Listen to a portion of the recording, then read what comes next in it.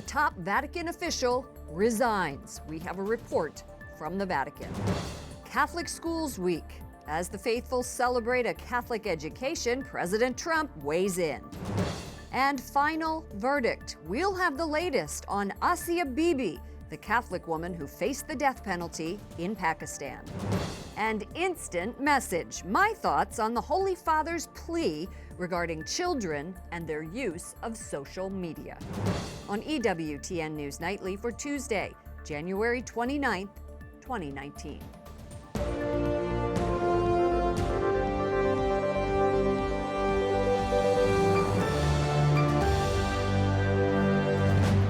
Good evening from Washington, D.C., and thank you to those of you joining us from around the world for news from a Catholic perspective. I'm Lauren Ashburn. A top Vatican official resigns after an allegation by a nun from his community. She said there were sexual advances made during confession. In a statement released today, the Vatican says Father Herman Geisler, quote, decided to take this step to limit the damage already done to the congregation and to his community. Edward Penton, Rome correspondent for EWTN's National Catholic Register, joins us. Ed, who is this priest and what did he do at the Congregation for the Doctrine of the Faith? Right, well, Father Herman Geisler is a 53-year-old Austrian priest. He was capo officio, which is head of one of the sections in the Congregation for the Doctrine of the Faith, which is the dicastery, very important dicastery in the Vatican, which upholds church doctrine, but also deals with abuse cases. So a very important role. Ed Penton, while the vast majority of cases in the news today of alleged clergy sex abuse involves minors or pubescent and post-pubescent males, what's the allegation in this case? Well, these allegations relate to sexual harassment in the confessional. That's the allegation made by a German woman called Doris Wagner. And these allegations, she said, relate to what she called unwanted sexual advances in the confessional. He strenuously is denying that and protesting his innocence, and said he'll even take it to the court if necessary. But he did step down. He did step down. I think, as far as I'm aware, this is because he wanted to really get himself out of the picture and get these allegations dealt with him out of the picture, so that it's dealt with more sort of fairly and justly, I think. Yeah, this is the second Vatican official to be accused in recent weeks. So does this put increased pressure on Pope Francis as he prepares for this Vatican summit on clergy sex abuse in just 3 weeks? It does in many ways put pressure on that summit, Lauren, but I think in particular relating to abuse of adults, that the emphasis primarily has been on abuse of minors. But there's been little focus on abuse of adults, particularly in religious life and in seminaries. But it should be pointed out and stressed, I think, that these allegations are only allegations, and Father Geisler has strenuously denied them. As the other case, we don't know if he has denied them, but they are being heard in court. So we have to wait and see, but they are at least innocent until proven guilty. This weekend, Pope Francis told reporters on the papal plane celibacy for priests is not optional and is a gift to the church. But it does raise the question of whether or not there are exceptions for married clergy, and I know that he had addressed that. This is a hot topic right now.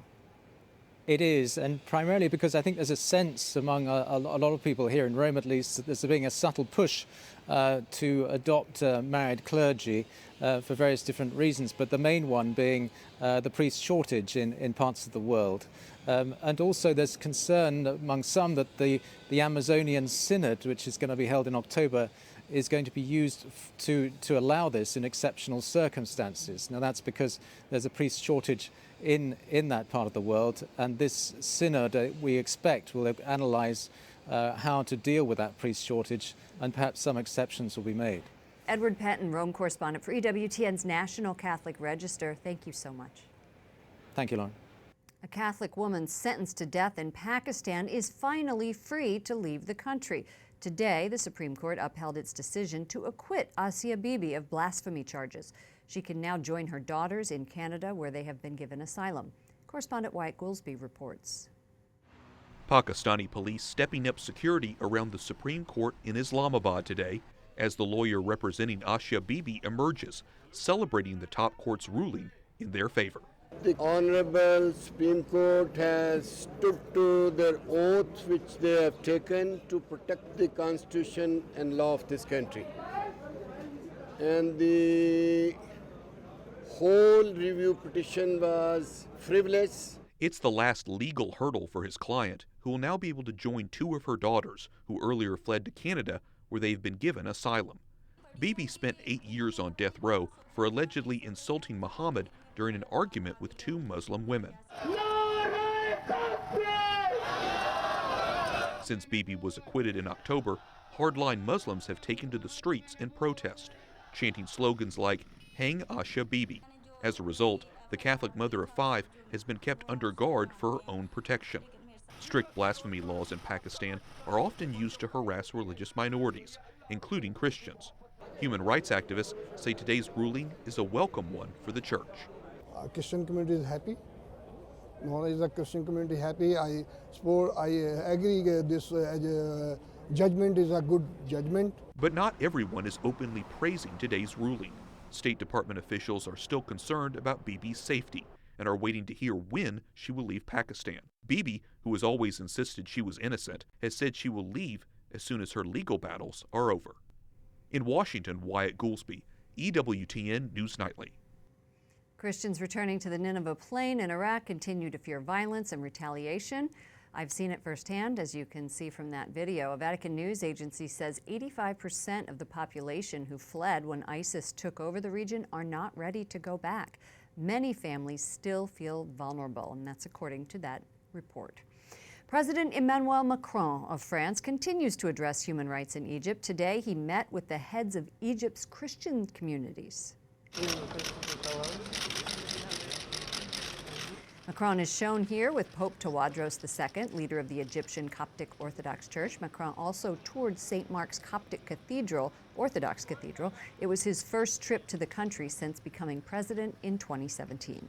The State Department warns Americans not to travel to Venezuela, citing growing civil unrest and potential arrest and detention of U.S. citizens. Today's announcement raises the travel advisory to its highest level. Political instability in Venezuela continues to grow as U.S.-backed opposition leader Juan Guaido presses to oust socialist President Nicolas Maduro. Joining me now is Emanuele Ottolenghi, Senior Fellow at the Foundation for Defense of Democracies.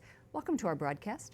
Thank you so much for having me. Pope Francis said he is terrified of a bloodbath in Venezuela, yet he will not take sides. My question to you is, what can the Catholic Church do to stop what is arguably one of the worst human rights crises in the world? Well, the best thing to do to minimize the risk of a bloodbath is precisely taking sides. Because the more pressure from the international community is brought to bear on the regime of Nicolas Maduro, the likelier the outcome will be of a peaceful transition. Economic sanctions. Let's move on to what we have done yesterday here in the United States.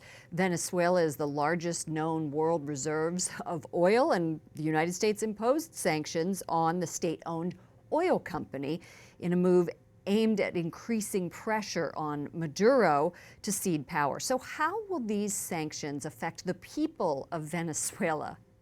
Well, the thing is that despite the riches of Venezuela, the country is terribly poor because of the way its corrupt leadership has plundered its natural resources and wealth. So targeting the wealth of Venezuela is really targeting what the cronies in power have stolen from the people. The Venezuelan people have been suffering from malnourishment and a host of other problems. They can't get medicine, no food comes through.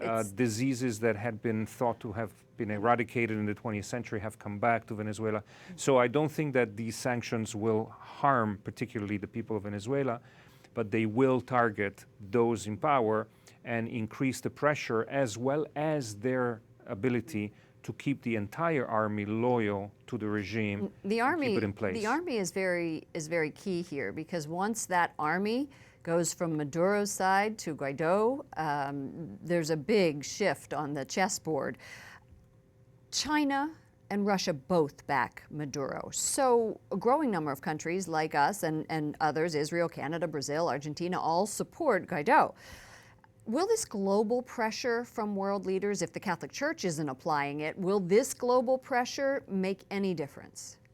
I think it does make a difference, but the more the better, especially when you have a situation where the church steps in with its moral authority on a global scale. But the bottom line is this, that even the Chinese and the Russians, with their backing of Maduro and the kind of benefits they were getting from supporting Venezuela, realize that a country that is economically in tatters and under a united international community and its pressure will not be in a position to give them the benefits they would be looking for. So I think that the best they can hope for now, it's a negotiated transition that can safeguard some of their economic interests. Thank you so much for this deep dive into what is just a horrible crisis in Venezuela. Emanuele Ottolenghi, Senior Fellow at the Foundation for Defense of Democracies. Thank you. The Director of the National Intelligence tells Congress ISIS is gaining momentum once again. While ISIS is nearing territorial defeat in Iraq and Syria, the group has returned to its guerrilla warfare roots while continuing to plot attacks and direct its supporters worldwide. ISIS is intent on resurging and still commands thousands of fighters in Iraq and Syria.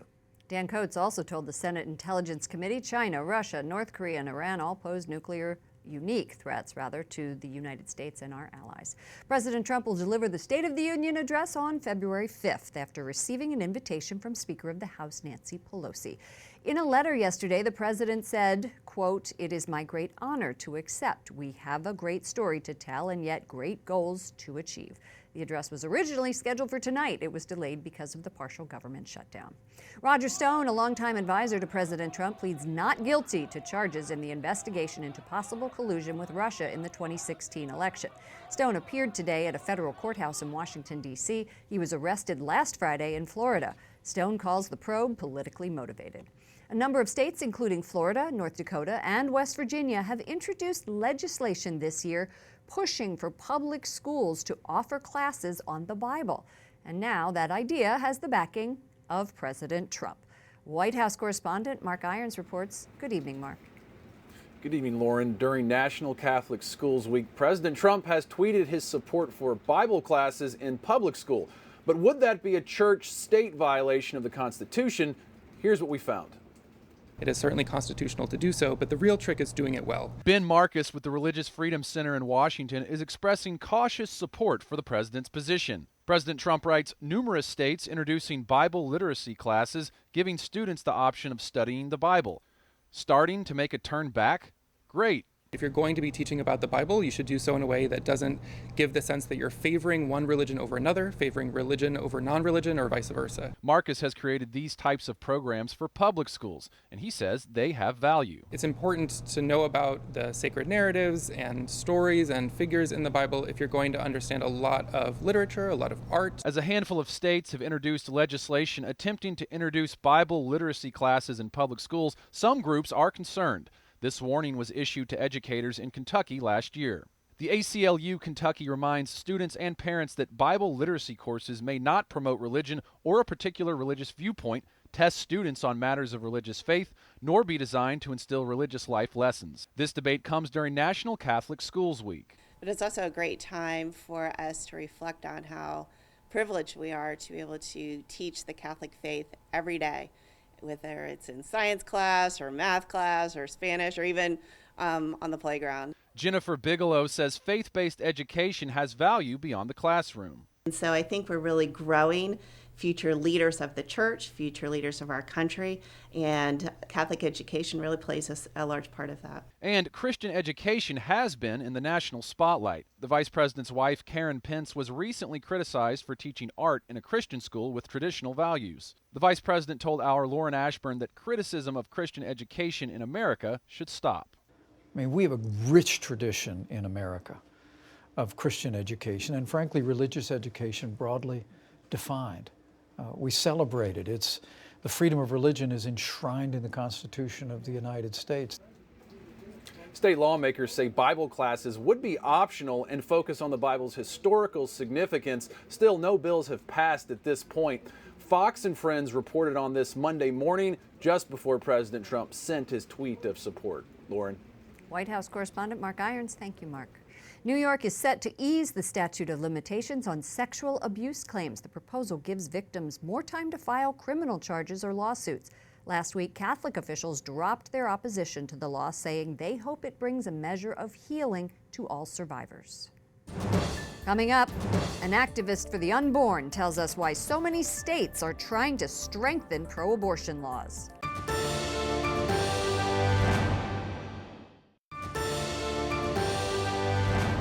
North Dakota's House of Representatives passes an abortion reversal bill. It would require doctors to tell women undergoing drug-induced abortions they can change their minds and give birth. The proposal now goes to the Senate. The Republican governor there has not said if he would sign the measure. Meanwhile, on the federal level, pro-life leaders continue to bang the drum to defund Planned Parenthood. And they are also expressing outrage over New York's new law making abortion legal up until birth. Joining me now via Skype from San Francisco is Lila Rose, founder and president of Live Action, a national pro-life organization dedicated to ending abortion. Lila, nice to see you. Welcome back to our broadcast. Thanks for having me, Lauren. We'll get to the New York law in just a minute, but first, you and other pro-life leaders just sent this letter to President Trump calling for renewed efforts to defund Planned Parenthood. Have you received a response yet? Not yet. We've been promised by administration officials that the administration is very pro-life, that this is a priority for them. But Lauren, we want to see action. You know, there were 2 years of a Republican-controlled House, Senate, and of course, White House, and we didn't see defunding of the biggest abortion chain, Planned Parenthood.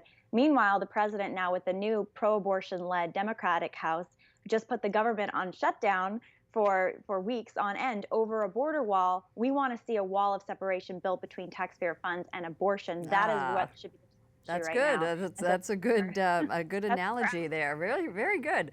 I want to play a soundbite from White House counselor Kellyanne Conway. This was her reaction last week to the New York law, which is called the Reproductive Health Act.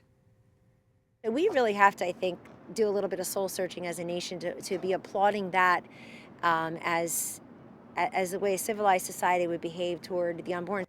So my first question is, all right, if Kellyanne Conway feels this way, and this is the most pro-life president that we have ever had, according to the White House, why have we not been successful?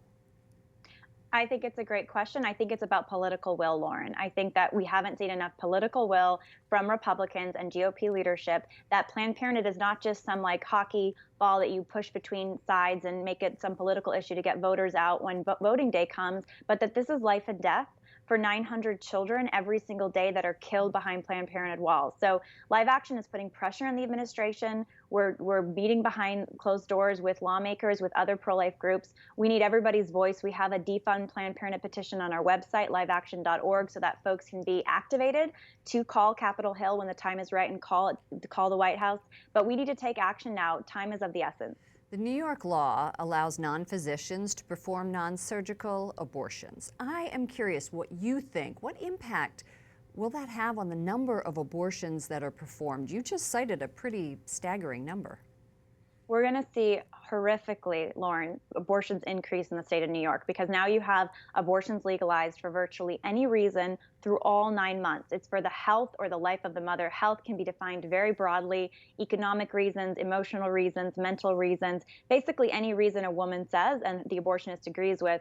And we're going to see more non-doctors committing abortions in the state of New York, which is going to be an increase of abortions. I mean, New York has proven that they are among the most extreme states in the country on abortion, and America is still nine months, right up till the day of birth. Exactly. Just let them be born alive. Children in the third trimester who can survive outside the womb, why kill them before birth? Every late-term abortion involves inducing labor. Just let that child be born alive. So this just shows the heartlessness right now of abortion advocacy, but it's because pro-life America is growing, and they're reacting to the fact that millions more of Americans, especially young people, are becoming more and more pro-life. This is a reaction of pro-abortion extremism. Lila Rose, founder and president of Live Action, thank you so much for joining our broadcast. Thanks for having me, Lauren. The March for Life apologizes to the students from Covington Catholic High School. Initially, organizers had criticized the boys after seeing the viral video of their encounter with a Native American activist. In a statement, the March for Life says, quote, "The boys from Covington Catholic experienced some real and inexcusable intimidation, insults, and harassment. These young people should be encouraged and respected by adults in our society." Every day, a deacon in Michigan serves Mass and does it twice on Sunday. Pretty normal, right? Except he's 100 years old. Lawrence Gerard attends almost every parish event at St. Sebastian Church in Dearborn Heights. Father Walter Potak says Gerard is always on the go and an inspiration. The deacon says, I love this, he eats healthy and even drinks a little wine every day. Of his work, he says, since he's going to Mass anyway, he might as well try to help out. Up next, social hermits. My thoughts on what the Pope says about kids and social media.